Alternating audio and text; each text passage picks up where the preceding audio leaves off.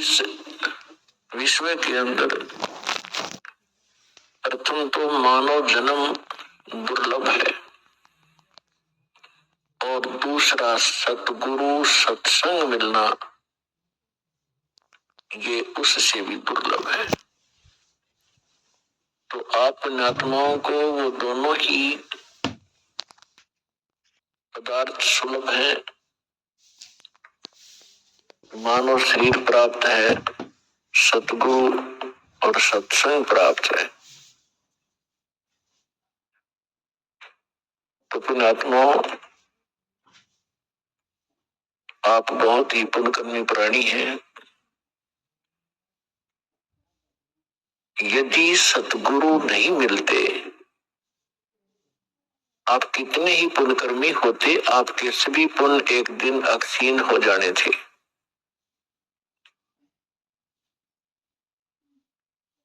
ये पूर्व जन्म के जो पुण्य होते हैं, युगों युगों से किए हुए शुभ कर्मों का जो आपका रिजल्ट होता है, परिणाम है, वो संग्रहित होता है और आगे फिर संग्रह करने के यानी पुण्य कमाने के कोई हमें साधन नहीं मिलते हैं। तो उस पुण्यकर्मी प्राणी जो पूर्व जन्म से युगों युगों से पुण्य इकट्ठे किए हुए है, उसकी ऐसी स्थिति होती है जैसे इन्वर्टर की बैटरी चार्ज कर ली जाए और चार्ज फुल होगी और फिर चार्जर उसका है नहीं, आगे चार्जर नहीं लगाया या कोई कनेक्शन नहीं है उसका बिजली से, चार्जर भी लगा रखा है तो वो कनेक्शन ठीक ना हो, लाइट ना हो उस स्विच के अंदर, तो फिर क्या कैसा महसूस होता है, कैसे लगता है, उसके साथ कैसा धोखा होता है। बैटरी पूर्व जन्म की चार्ज, पहले की चार्ज है, इन्वर्टर चल रहा है, पंखे भी जग चल रहे हैं, बल्ब भी जग रहे हैं और आगे इन्वर्टर भी लगा हुआ है, आगे चार्जर भी लगा दिखाई दे रहा है, स्विच में लगा रखा है, स्विच में लाइट है नहीं, पावर नहीं है उसके अंदर। तो उसको कब पता चलेगा? जब वो इन्वर्टर की बैटरी डाउन हो जाएगी, झटके मारने लगेगी और झटके मार के वो बंद हो जाएगा। सब सुविधाएं, जो बल्ब जग रहे थे, पंखे चल रहे थे, कूलर चल रहे थे, वो एकदम शट ऑफ हो जाएंगे, बंद हो जाएंगे। तो पुण्यात्माओं, जो पूर्व जन्म के पुण्यकर्मी आत्माएं हैं, आज कोई डॉक्टर बना है, कोई इंजीनियर बना है, कोई आईएएस आईपीएस पोस्ट पर विद्यमान है, कोई एमएलए एमपी मंत्री मुख्यमंत्री बना है, या कोई अच्छा सेठ साहूकार बना है, या कोई अन्य उसके पास सुविधा उपलब्ध है, और वो पुण्यकर्मी प्राणी जहां भी जिस क्षेत्र में प्रवेश करता है, उसके पुण्यों के आधार से वो उधर ही सफल होना प्रारंभ हो जाता है, क्योंकि उसने पूर्व जन्म की बैटरी वह चार्ज है उसकी। और आगे यदि वो सत भक्ति नहीं कर रहा है तो उसका वो पुण्य कर्मों को संग्रह करने का चार्जर नहीं लगा हुआ है,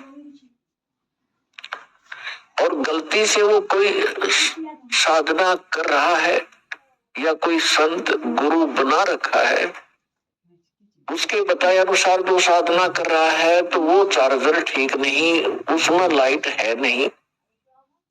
परिणाम के तौर पर उदाहरणार्थ आपको बताते हैं कि गीता अध्याय नंबर 16 के श्लोक नंबर 23 और 24 में ये स्पष्ट किया है कि अर्जुन, शास्त्र विधि को त्याग कर जो मनमाना आचरण करते हैं, यानी मनमानी पूजाएं करते हैं, उनको न सुख होता है, न उनको कोई सिद्धि प्राप्त होती है और न ही उनकी परम गति होती है, अर्थात यूजलेस।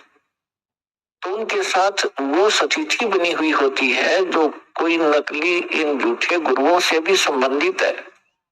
उसको लग रहा है कि मैंने चार्जर लगा रखा है, लेकिन वो चार्जर ठीक ठिकाना नहीं लगा हुआ है, वो गलत स्थान पर लगा हुआ है। अब जब तक उसके पुण्य चलेंगे और उसको सभी सुविधाएं उपलब्ध रहेंगी और ये सोच रहा होगा वो व्यक्ति जो धार्मिक प्रवृत्ति का है कि मैं जो पूजाएं कर रहा हूं, जो साधना कर रहा हूं, या तो कोई गुरु बनाकर किसी संत पंथ में जाकर या वैसे अपना कोई देवी देवता बनाकर जो भी वो आध्यात्मिक क्रियाएं करता है, वो ये सोच रहा होता है कि मुझे इन्हीं क्रियाओं से ये लाभ मिल रहा है। अब उस स्थिति में उसको कोई हमारा भक्त जाकर समझाने की चेष्टा करे कि आपकी भक्ति ठीक नहीं, आपके साधन जो है भक्ति के ये व्यर्थ है, तो वो व्यक्ति बिल्कुल मानने को तैयार नहीं, क्योंकि उसको अध्यात्म ज्ञान का अभाव है। और वो ये कहेगा कि मुझे सब सुविधाएं उपलब्ध है, अच्छी पोस्ट है, बच्चे भी अच्छे पढ़ रहे हैं, उनको अच्छी पोस्ट प्राप्त हो गई है, मेरे को सब सुख है, ये मेरे गुरुदेव की कृपा है, मेरे इष्ट देव की कृपा है। तो पुण्यात्मा उसको उस समय पता चलेगा जब उसकी पूर्व जन्म की बैटरी समाप्त हो जाएगी, डाउन हो जाएगी, डिस्चार्ज होगी। उसमें देर बहुत हो चुकी होगी, फिर उसके सामने रोने के अतिरिक्त कुछ भी शेष नहीं बचेगा। इसके लिए दास बार बार प्रार्थना कर रहा है कि कम से कम जो दास आपके गुरु जी के विषय में, आप जी की साधना के विषय में कोई टिप्पणी कर रहा है, आप उसको आलोचना मानते हो, उस आलोचना को कम से कम कंपेयर कर लो कि ये सरफरा व्यक्ति क्यों बार बार हमारी साधनाओं को गलत बता रहा है, इस उद्देश्य से देख लो। लेकिन इधर सोचना भी पसंद नहीं करते वो भोली आत्माएं। और अब दास देख रहा है जिनको आज से 10 वर्ष पहले हमने कहा था कि तुम्हारी साधनाएं गलत हैं, उन्होंने बात करना भी पसंद नहीं किया था, आज वही रोते हुए आ रहे हैं कि काश हम उस समय आपकी बात को स्वीकार कर लेते, इतना विनाश ना होता। परमात्मा ये कहते हैं कोई बात नहीं, पीछे गई सो जान दे, ले रहती को राख, नीति रही रही भी जाएगी उस गई गई के साथ। तो परमात्मा ने ये ऐसा ज्ञान दिया है और आपको बुद्धि दी है, मानव समाज को एक विशेष विलक्षण बनवा बनाया है आपको कि आप इस अध्यात्म मार्ग को और सदग्रंथों को आसानी से समझ सकते हैं। तो पुण्यात्माओं, जब तक इस प्राणी के पुण्य चलते हैं तब तक तो इसको सब सुविधाएं होती हैं और ये सोचता है कि मैं तो साधनाएं कर रहा हूं, इन्हीं से मैं सब सुख उपलब्ध कर रहा हूं।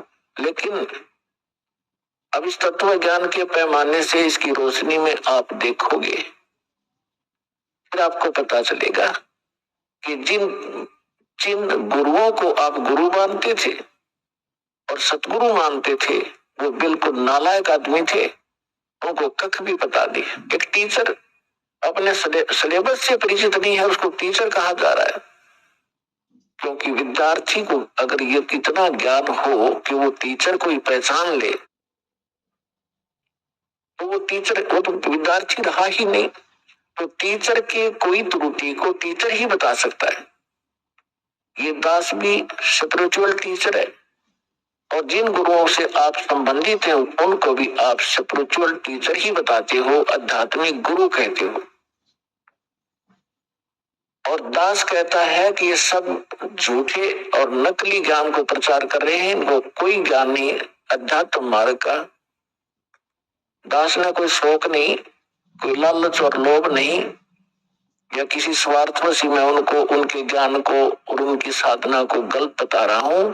एक परमार्थी कर्म कर रहा हूं। जैसे किसी टीचर ने 2 दूना 6 पढ़ा रखा है बच्चों को और सभी ने वही घोट रखा है। अब दूसरा टीचर आता है, वो उनसे पूछता है कि 2 दूना क्या होता है, 2 जमा 2 कितना होता है, या 2 गुना 2 कितना होता है। और वो सभी एक सुर में बोलते हैं 2 गुना 2 6। तो उस टीचर का क्या कर्तव्य बनता है कि नहीं बच्चों, 2 गुना 2 4 होता है, 6 नहीं होता।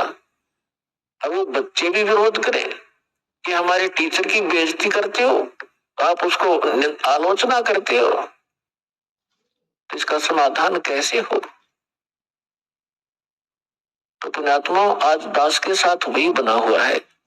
दास कहता है कि आपके टीचर ठीक नहीं, उनको सिलेबस का ज्ञान नहीं, वो आपके जीवन का नाश कर रहे हैं।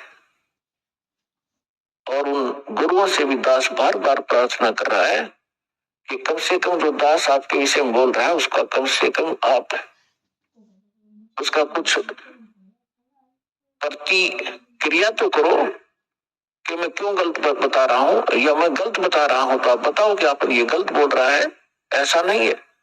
तो इसे बुद्धिमान समाज ने खुद सोचना और समझना पड़ेगा।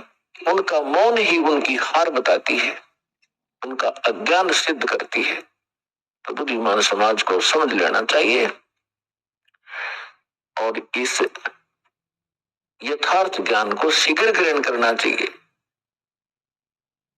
परमात्मा कहते हैं कि मानुष जन्म दुर्लभ है, ये मिले न बारंबार, तरवर से पत्ता टूट गिरे वो बोर न लगता डर। मानुष जन्म की कितनी कीमत बताई है, एक श्वास की कितनी कीमत है।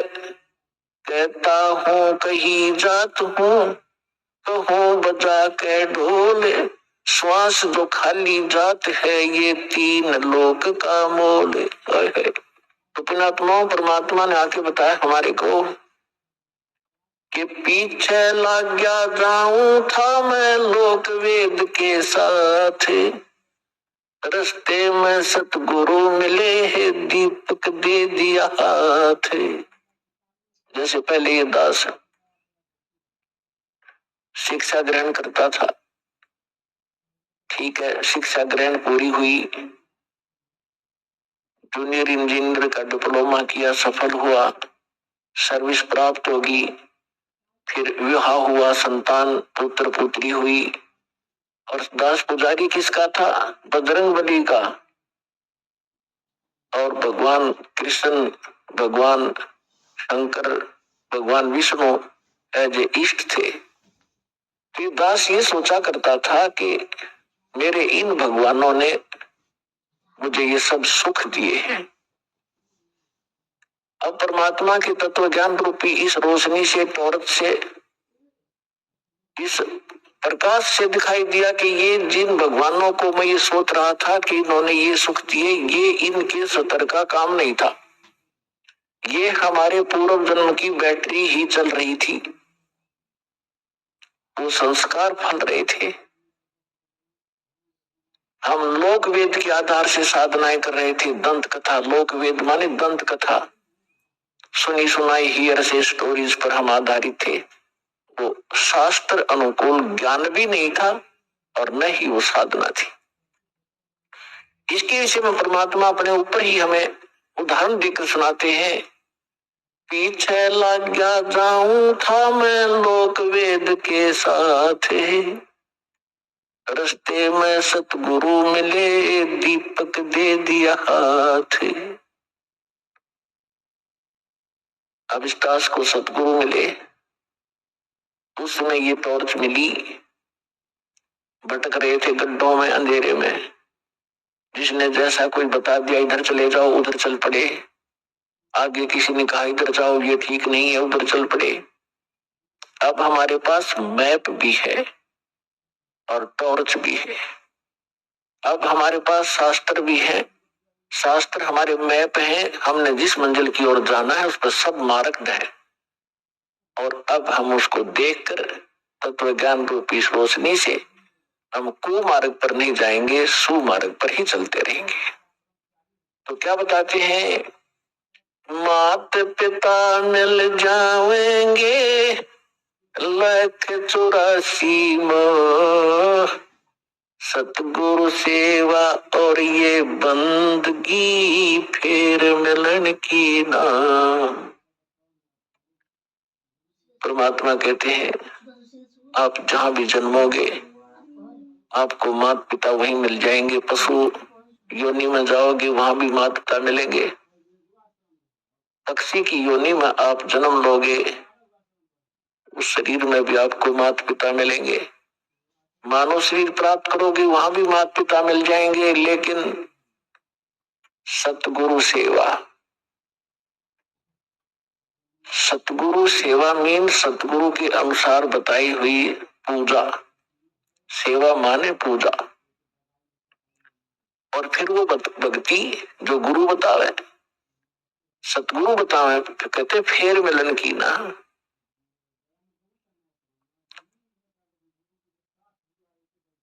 अब परमात्मा कहते हैं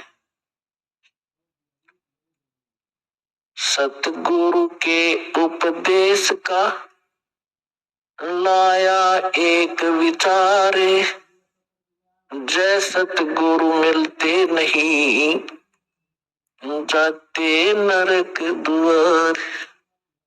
नरक द्वार में दूत सब करते थे चातान, उनसे कभू ना छूटता फिर फिरता चारों खानी। चार खानी में भरमता कभू ना लगता पारे, सो फेरा सब मिट गया मेरे सतगुरु के उपकार। परमात्मा ये हमारे जो कबीर साहिब है ये हमारे पिता है।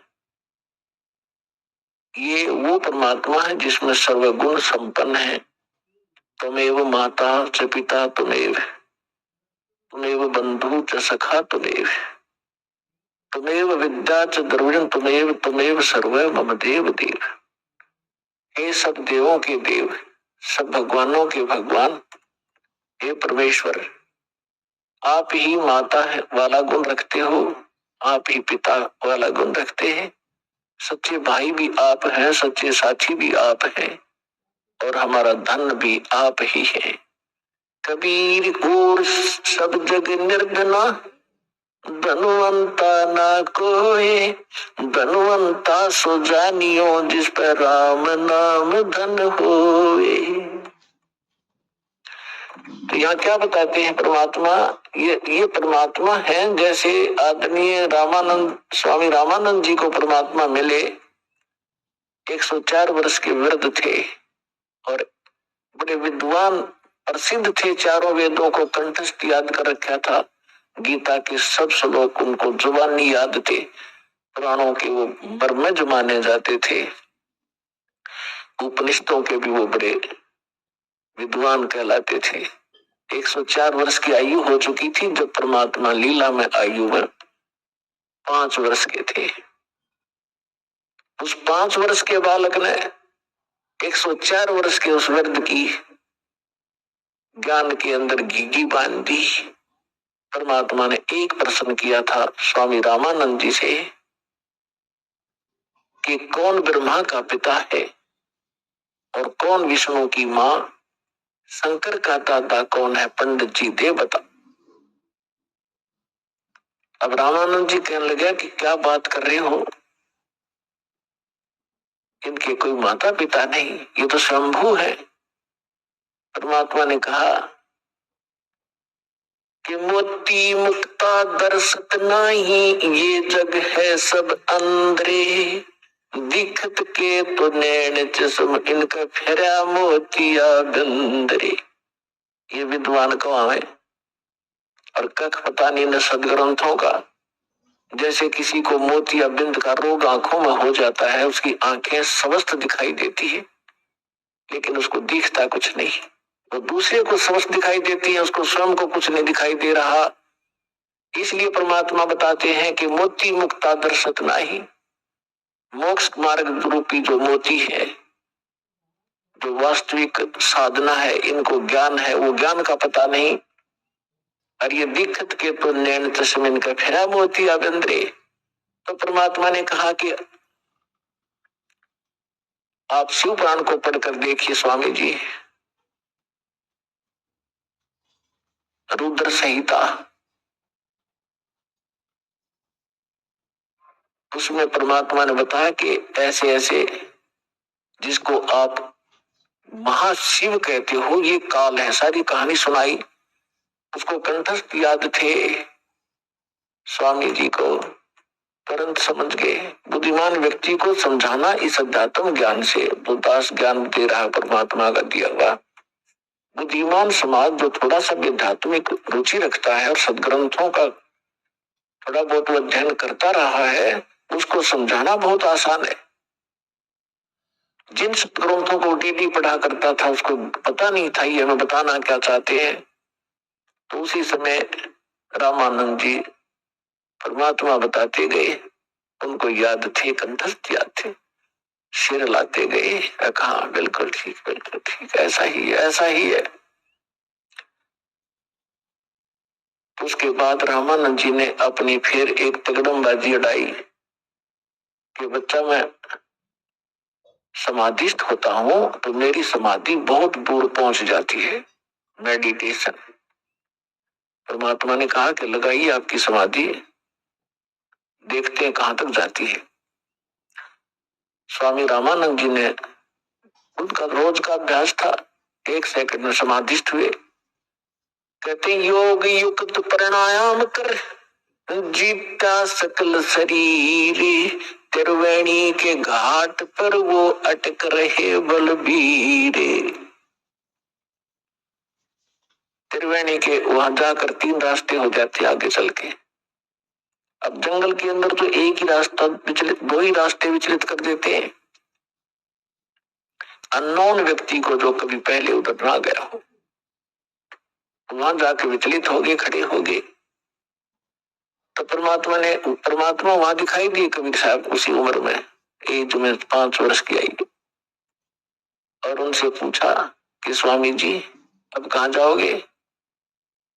ये उन्होंने बताया कि 3 रास्ते बंद हैं और ये रास्ते आपके लिए उस समय खुलेगा जिस लोक की, जिस इष्ट की आपने साधना कर रखी है, उस समय आपका वो ये रास्ता खुलेगा, लेफ्ट वाला।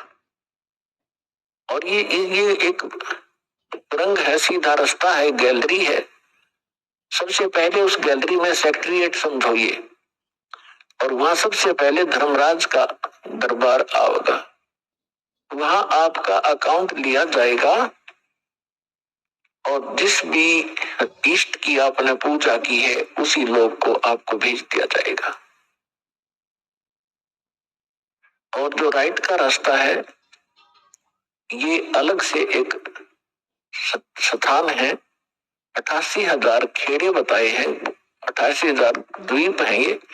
इनमें वो हंस भेजे जाते हैं जो ब्रह्म के साधक होते हैं, और उनको अलग से राज्य दिया जाता है वहां का। और जो सामने वाला रास्ता, ये ब्रह्मरंध्र है, ये सामने वाला रास्ता ये ब्रह्मरंध्र है। ये तुम्हारे किसी मंत्र से नहीं खुल सकता, ना ओम मंत्र से, ना ओम नमः शिवाय से, और ना ही तुम्हारे अन्य किसी जाप से। ये खुलेगा मेरे सतनाम से, इस 2 अक्षर के नाम से, जो मेरे पास वो मंत्र है। रामानंद जी से कहा परमात्मा ने कि आप कोशिश करो, अपने सब मंत्र जंतर जो आपने आज तक साधना की है, आपने तो 16 वर्ष की आयु में भक्ति स्टार्ट की थी, 104 वर्ष के हो गए, जो करना था कर लिया। अब प्रयोग करके देख लो आपकी वो साधना कितनी सफल है, सक्षम है। अब रामानंद जी ने सारे जंतर मंतर कर दिया, गेट ना खुला। तो परमात्मा ने कहा मैं खोलूं। श्वास से मन किया मालिक ने, वो तो परमात्मा थे लेकिन हमारे लिए संदेश छोड़ गए कि आपको जो मंत्र दिया सतनाम का, ये एक अनमोल और बहुत पावरफुल है। परमात्मा ने सुमन किया, सामने का वो बजर कपाट खुल गए। तब रामानंद जी को परमात्मा उसके अंदर से आगे लेकर गए। जिस ब्रह्म को आप निराकार बताते थे, ये सामने बैठा परमात्मा ने दिखा कि वो बैठा। देखो ये है उत्तरा महाशिव, इसको महाविष्णु भी कहते हो, मां ब्रह्मा भी कहते हो। ये ब्रह्मा विष्णु महेश का पिता है। और ये काल है 1,00,000 मानव शरीरधारी प्राणियों को नित खाता है। तुम्हारे को मूर्ख बना के यहाँ फंसा रखा है इसने स्वार्थवश। आपसे संतानोत्पत्ति करवाता और खाता ये है जैसे कसाई बकरे पालता है, उनकी कितनी केयर टेक करता है, कितनी संभाल करता है। नर और मादा उनको छोड़ देता है इकट्ठे करके, वो समय आने पर संतानोत्पत्ति करते और खाता कसाई है या उसको अपने स्वार्थवश बेचता है। यही स्थिति तुम्हारी इस ब्रह्म की है, परमात्मा ने बताया। अब रामानंद जी सब देख रहे हैं, सुन रहे हैं। फिर परमेश्वर उनको 11वें द्वार से पार किया, जिसमें अक्षर पुरुष का लोक प्रारंभ होता है। अक्षर पुरुष के 7 संग ब्रह्मांडों को पार करके परमात्मा पहुंचे 12वें द्वार पर, जहां भंवर गुफा है, और उसको पार करके सतलोक में प्रवेश किया। वहां जाकर क्या देखा रामानंद जी ने कि परमात्मा सत्य पुरुष सिंहासन पर विराजमान है, तख्त के ऊपर। सिर पे चौर, सिर पे छत्र है, एक मुकुट है सफेद, और एक बहुत बड़े मंदिर नुमा गुम्बज के अंदर उसके सेंटर में परमात्मा विराजमान है। उनके एक रोमकूप में करोड़ सूर्य मिला के करोड़ चंद्रमा, ऐसी रोशनी उनकी छवि परमात्मा की है। पूरी बॉडी की कितनी होगी आइडिया लगा सकते हैं। कबीर साहब 5 वर्ष के बालक के रूप में चौर उठाया जो वहां रखा था, और जो सिंहासन पर बैठे थे परमात्मा उस पर चौर करने लगे, जैसे एक सेवक यहाँ गुरुजी पर करते हैं, ऐसे कर रहा था। अब रामानंद जी सोचने लगे कि कबीर तो यहाँ का कोई गण है, देव है, और सचमुच ये अमर पुरुष तो ये बैठे हैं तख्त पर, सिंहासन पर। इतने में क्या हुआ, अमर पुरुष दिखाई दे रहे थे, वो खड़े हुए और 5 वर्ष के बालक को करबद्ध होकर संकेत किया कि बैठो भगवान, ग्रहण करो अपना सिंहासन। तब कबीर साहब उस सिंहासन के ऊपर उछल कर बैठे और चमर वो परमात्मा करने लगे। उस बालक तो अनंत कोट ब्रह्मांड के सिंहासन पर बच्चे रूप में परमात्मा विराजमान हुए कबीर जी। अब वो वयोवृद्ध स्वामी रामानंद जी कंफ्यूज हो गया कि भगवान कौन सा फिर इनमें। इतने मोटे जो मैं शरीर जो परमात्मा मान रहे थे रामानंद जी, वो 5 वर्ष के बालक में समा गए। अकेले कबीर परमात्मा 5 वर्ष के बालक अनंत कोट ब्रह्मांड के कंट्रोलर के सिंहासन पर विराजमान थे।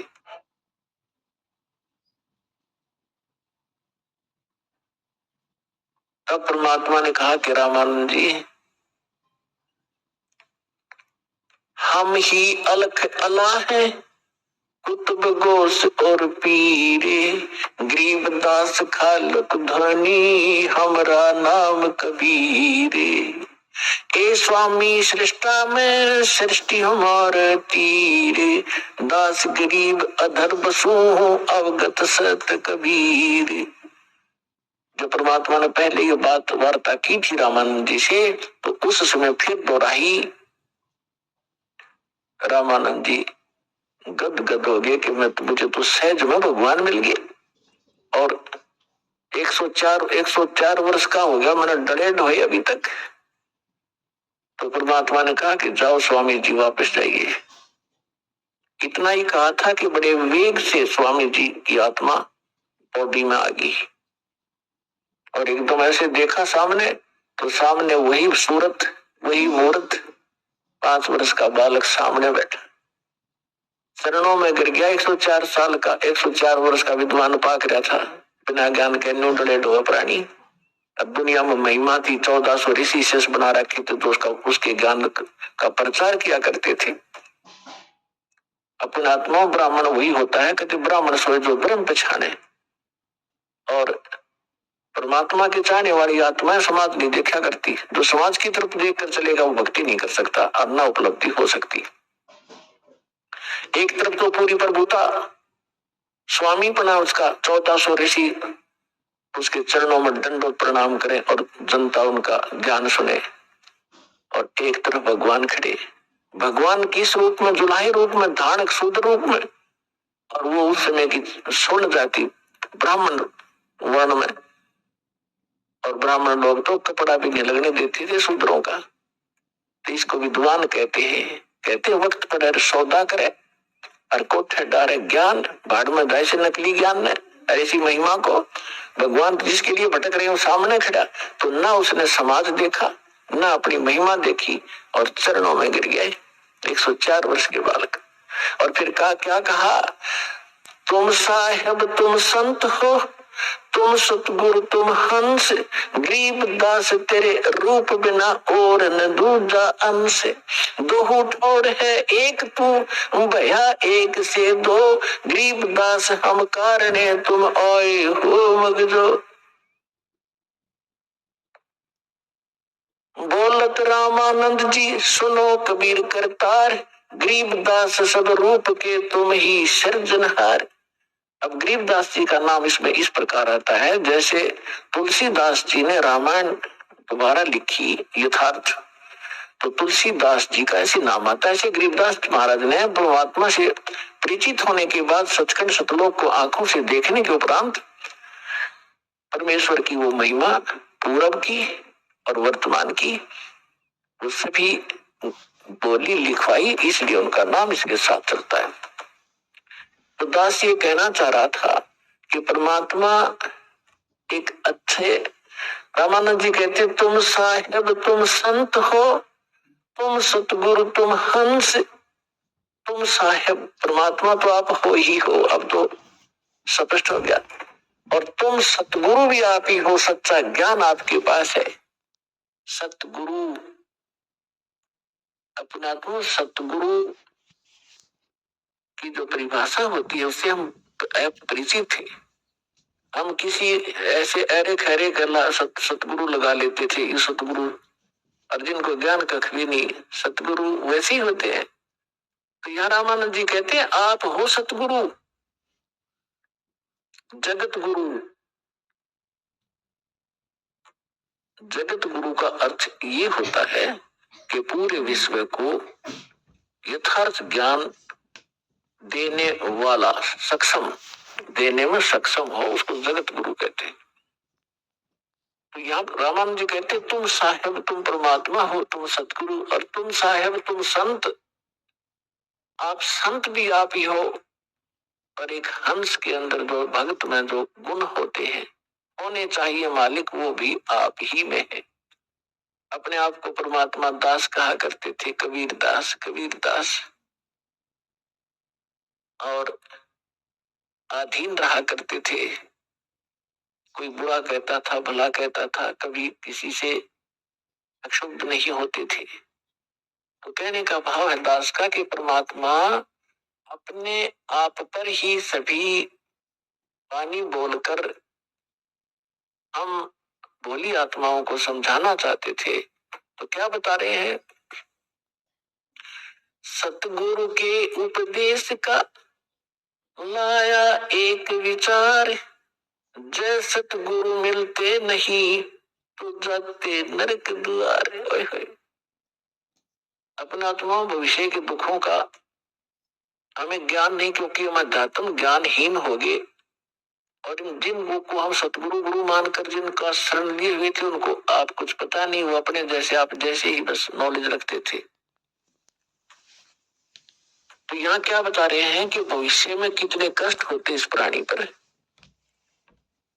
84 लाख के प्राणियों के शरीरों में आप झांक कर देखो, एक का शरीर झांक लो किसी कुत्ते का, सुअर का, आज आप क्या खा पी रहे हो, आप कैसे रह रहे हो, आप कितनी सुविधाएं प्राप्त किए हुए हो। और यदि सत भक्ति नहीं की, सतगुरु मिले नहीं, तो सतगुरु मिले बिना भक्ति नहीं हो सकती। तो फिर आपके ऊपर कितना कहर टूटेगा, आपका जीवन नाश हुआ, आपके पूर्व के पुण्य का नाश हुआ, और आगे आपके साथ क्या बनेगी। अब परमात्मा ने आके हमें बताया है। अब देखिएगा एक कुत्ता, अब उसकी दिनचर्या देख लो एक दिन की, वो पर्याप्त है। सारी रात गली में बैठा रहता है, सर्दी होती है, वर्षा होती है, ओले गिरते हैं, शीत लहर चल रही होती है, गर्मी चल आती है,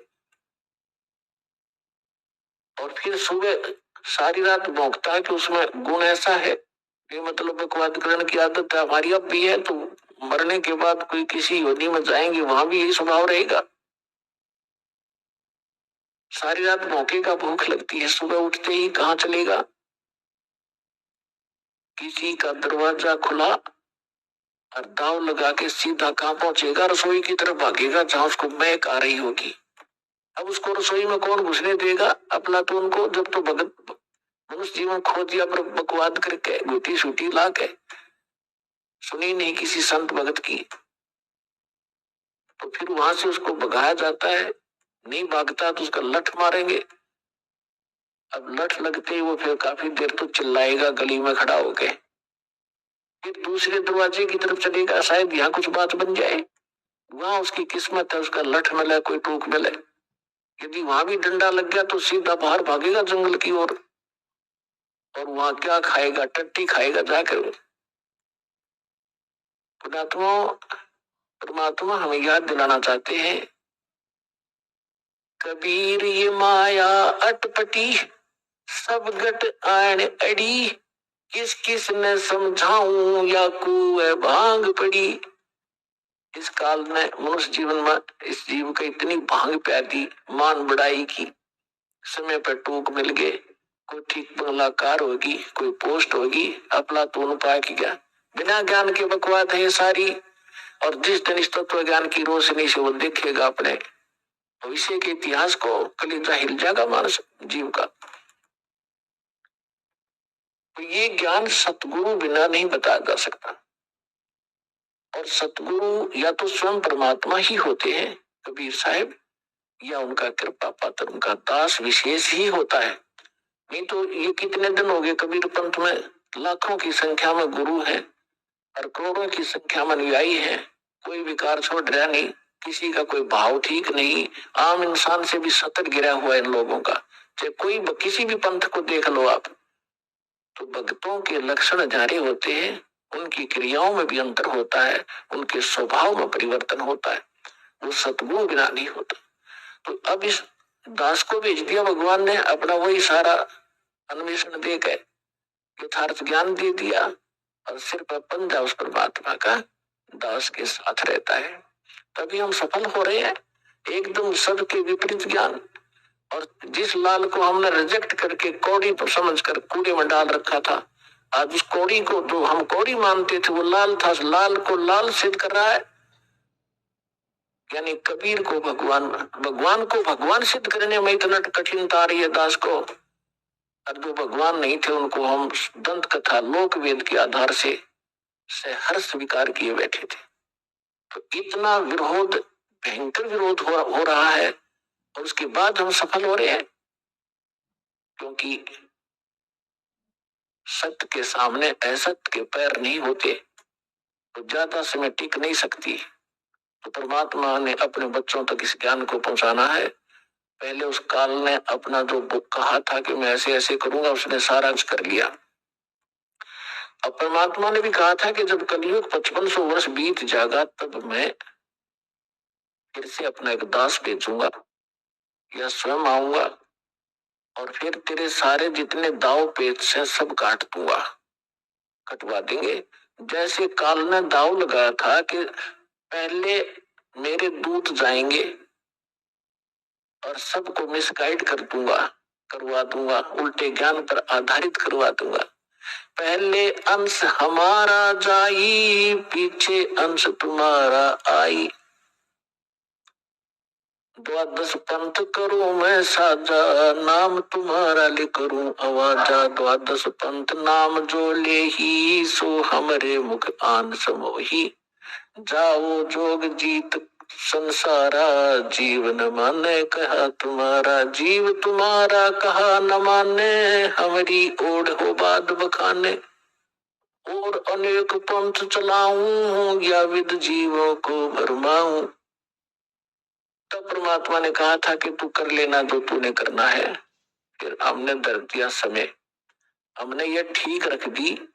जब कलयुग 5500 बीत जाएगा, फिर हम आएंगे या अपना कोई दास भेजेंगे। दास भेजा है तो परमात्मा साथ है, तो वो ही समझो साथ ही है, उनकी कृपा से सारा कुछ हो रहा है। तो परमात्मा ने कहा था, मालिक को मालूम था कि जब तक ये काल के दूत इन्होंने जो भी ज्ञान प्रचार करना है, ये उसका ढोल पीट चुके होंगे। इनके अनुभव के इनके शिष्य भी अच्छी तरह उनके ज्ञान को ग्रहण कर चुके होंगे, और 100 वर्ष इनको बीत चुके होंगे उस अज्ञान प्रचार करते हुए उन संतों ने, और उनकी पुस्तकें बन चुकी होंगी। तब मेरा दास जाएगा और उनको सदग्रंथों से मिला के दिखावेगा। तो परमात्मा के बच्चे दोनों की तुलना को देखकर तुरंत उस नकली को रिजेक्ट करके हमारे पास आ जाएंगे। परमात्मा ने ये दाव पेच रखा था। इसलिए धर्मदास जी से कहा था, धर्मदास मेरी लाख दुहाई, ये मूल ज्ञान अभी कहीं बाहर ना जाए। जो मूल ज्ञान है ये दास बता रहा है। इस दास के अतिरिक्त या उन महापुरुषों को जिनको परमात्मा मिले, ये मूल ज्ञान नहीं दिया, ना ही ये मूल मंत्र दिए। नहीं तो इन नकली पंथों के हाथ ये मूल ज्ञान और ये मूल मंत्र होते लग जाते, तो ये भी यही ज्ञान और यही मंत्र देते रहते, और वो अधिकारी थे नहीं, उससे लाभ होना ही नहीं था। जिस कारण से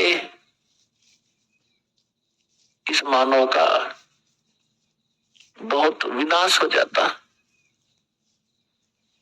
और परमात्मा ने सबसे प्रतिज्ञा करा ली थी, जिसको भी ये मंत्र दिए थे, जैसे आदरणीय धर्मदास साहिब जी को, आदरणीय मुल्कदास साहिब जी को, आदरणीय दादू साहिब जी को, आदरणीय नानक साहिब जी को, आदरणीय गरीबदास साहिब गांव छुड़ानी जिला जज्जर वाले को, आदरणीय गीसा दास साहिब जी गांव खेखड़ा, अब जिला बागपुर हो गया, बताओ बागपुर। इन सबको ये मंत्र भी दिए थे, ज्ञान भी दिया था, लेकिन इनको प्रतिज्ञा करा दी थी कि कहीं नहीं जाए, या भी ज्ञान किसी को नहीं बताना। ये सतनाम और सारनाम के तो छींट भी नहीं लगने देना तुमने किसी का। तो यही कारण था कि महापुरुषों ने इसको बहुत छुपा के रखा। अब दास, इस दास को दिया है भगवान ने। तो ये थी बीच में परमात्मा को मालूम था कि इन्होंने जो कुछ कहना सुना ये कर कह चुके होंगे, और जब मेरा दास जाएगा, और ये टेक्निक आप देख रहे हो, टीवी और ये इंटरनेट अभी 10-12 वर्ष से ही ये पनपे हैं, इससे पहले नहीं थे। क्योंकि ये प्रोजेक्टर वगैरह बनवा के परमात्मा ने अपना ज्ञान अपने बच्चों को देना था, उससे पहले आपको शिक्षित किया। आज हम सफल हुए हैं इस शिक्षा के कारण, और हमारी गिरावट आई है नैतिकता में, तो भी शिक्षा के कारण। आप देखो, हम क्योंकि दास ने दोनों जमाने देखे हैं, वो जमाना भी देखा है कि आपस में कितना प्यार होता था। हमारे चाचे ताऊ दूर दूर के रिश्तेदारों का गांव में एक दूसरे का सहयोग करते थे। किसी पर आपत्ति आ जाती थी, सब सारा का सारा गांव इकट्ठा हो जाता था, सब उसको हमदर्दी देते थे, हम तेरे साथ हैं, घबराइए मत, कोई बात नहीं, और इतनी मदद करते थे। वो आपत्ति एकदम भूल जाता था इंसान। और आज जो सोचते ही मर गया तो बढ़िया जल्दी पड़ोसी, और अपने आप को पता नहीं क्या बना लिया, 2 अक्षर सीख लिए, कोई अफसर लग गया, और कल मृत्यु हो जाएगी, गधा बनेगा। वो दुख नहीं दिखता इस अध्यात्म ज्ञान के अभाव से। तो इस अध्यात्म ज्ञान से हमारी वो मोतिया बिंद समाप्त होगा, जिसके कारण हम बकवाद कर रहे हैं, और एक जीव अपने आप को यहाँ पता नहीं क्या मान बैठा है। तो जीव को अपनी औकात का पता लगे, फिर किसी भी पोस्ट पर रहे वो दास बनकर रहेगा, और जिस कारण से उसके कर्म नहीं बिगड़ेंगे। आज आप देख रहे हो किसी ऑफिस में जाइए, किसी भी ऑफिस में जाइए, कोई एबीसी कोई कमी नहीं रही किसी की तभी।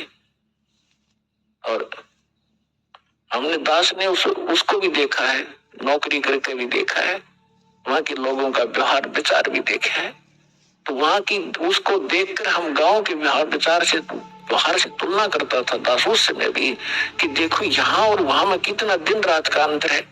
उन लोगों की कैसी वृत्ति है, कैसा व्यवहार है, एक पैसा कमाना अहम है, ना इज्जत करते हैं किसी बड़े छोटे की, बस वो वैसी बिजली गिर गई। तो कहने का भाव ये अपने आत्मा जब ज्ञान होगा और भक्त बनोगे, आत्मा में डर होगा परमात्मा का, और सामने वाला भी परमात्मा का बच्चा है। और जैसे किसी अफसर के बच्चे को एक नौकर गलत बोल सकता है, उसको गलत व्यवहार कर सकता है, उसको जिसने भांग शराब पी रखी वो कर सकता है, लेकिन फिर उसको सजा भी भोगनी पड़ेगी। तो इस प्रकार हमने अकाल की भांग पी रखी है और हम अपने ही भाई इस परमात्मा के बच्चों को सताते हैं छोटे बड़े होकर के। तो इससे आपको डर बनेगा, सच्चाई से परिचित होगे और चित्ती से